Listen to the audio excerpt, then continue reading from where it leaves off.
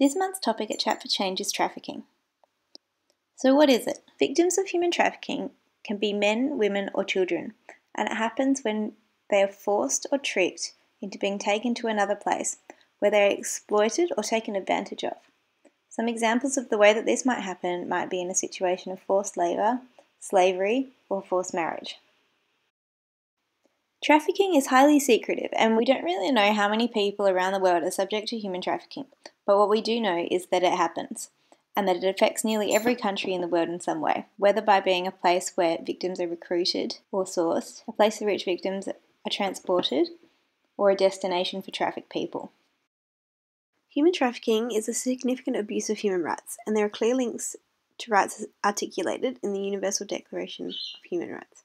Article 4 talks about the right not to be subject to slavery or servitude, and this one is particularly significant.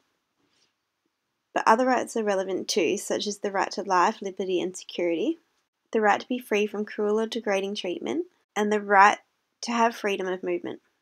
People who are victims of trafficking will also often have other rights impeded as well, such as their health, living standards, or access to education.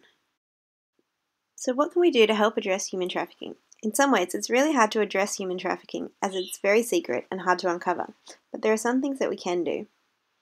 The first is to be informed. We can find out more about human trafficking and follow events in the news so that we can be aware of situations where human trafficking might be a concern. We can also raise awareness. We can get chatting. We can talk to our friends and family or speak out with Chat for Change. Perhaps there are people or organisations that would be good to chat to make sure that everyone realises that trafficking is an issue that we care about and that something needs to be done about.